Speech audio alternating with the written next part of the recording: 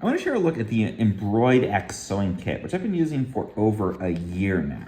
So these are my impressions after that time. So I really like that it's got everything that I've needed over time in order to repair all kinds of stuff. I, might tear a pocket in a pair of pants or just otherwise need to make a repair to a piece of clothing.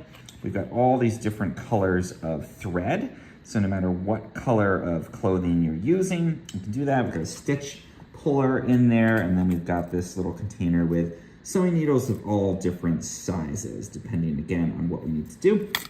We even have a little measuring tape in here if you need to size a particular garment, some replacement buttons, and a thimble.